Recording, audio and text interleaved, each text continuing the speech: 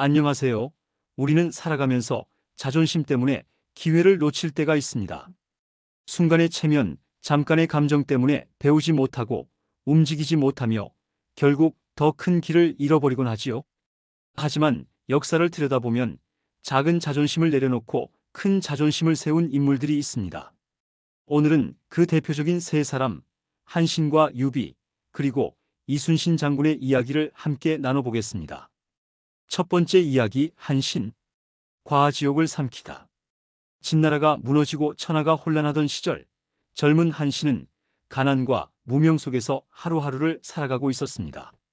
어느 날 시장에서 건달들에게 모욕을 당합니다. 내가 장수라면 우리를 죽여라. 그렇지 않으면 우리 가랑이 밑으로 기어가라. 이 사건은 역사의 과지옥, 즉 가랑이 밑을 기어간 치욕으로 기록되어 있습니다. 장수로서, 남자로서 차마 받아들이기 어려운 모욕이었지요. 보통 사람 같았으면 분노에 칼을 뽑았을지도 모릅니다. 하지만 한신은 그렇게 하지 않았습니다. 그는 모욕을 삼키고 사람들 앞에서 가랑이 밑을 기어갔습니다. 사람들은 비겁하다 손가락질했지만 한신은 알고 있었습니다. 순간의 자존심을 지키는 것이 자신의 미래를 지켜주지 않는다는 것을요. 그는 작은 자존심을 버리고 더 큰 꿈을 위해 인내했습니다. 훗날 유방에게 발탁되어 대원수가 된 그는 단 석 달 만에 천하를 평정하며 위대한 장군으로 이름을 남겼습니다. 만약 그때 한신이 체면을 지키겠다며 칼을 휘둘렀다면 그는 시장 바닥의 건달로 생을 마쳤을 것입니다. 그러나 과지옥을 감내했기에 그는 천하를 호령하는 장수가 될 수 있었습니다. 두 번째 이야기, 유비. 황손의 체면을 내려놓다. 한나라 황실의 후손 유비.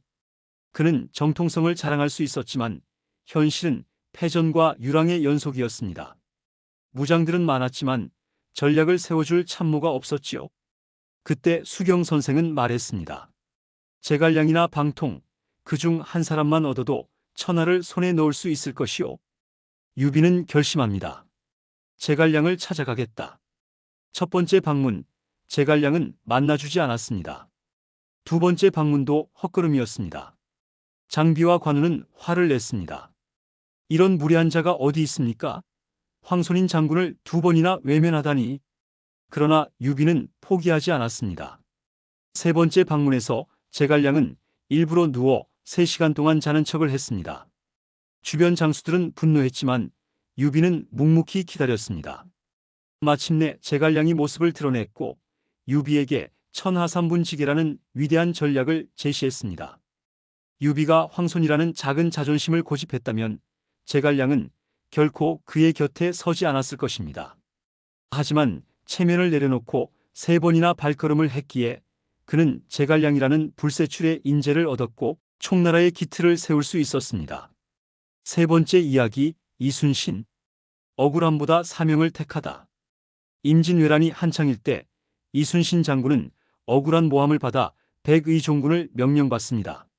장군의 지휘권을 빼앗기고 평범한 군사로 돌아가라는 치욕적인 명령이었습니다. 누구라도 분노하며 거부했을 상황입니다. 하지만 이순신 장군은 작은 자존심을 내세우지 않았습니다. 그는 묵묵히 명령을 따르며 군유를 지켰습니다. 병사들과 함께 호흡하며 전열을 정비했고 끝내 다시 통제사로 복귀했습니다.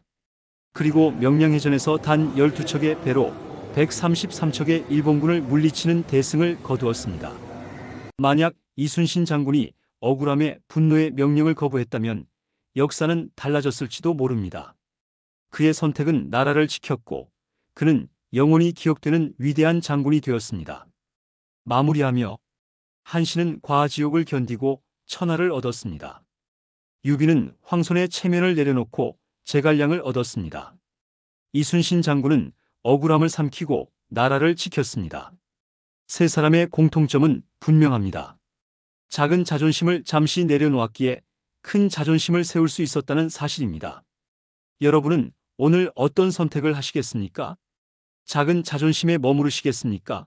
아니면 더 큰 자존심을 이루기 위해 내려놓으시겠습니까? 역사는 분명히 말합니다. 진정으로 위대한 길은 작은 자존심을 넘어설 때 열립니다. 감사합니다. 좋아요, 구독 부탁합니다.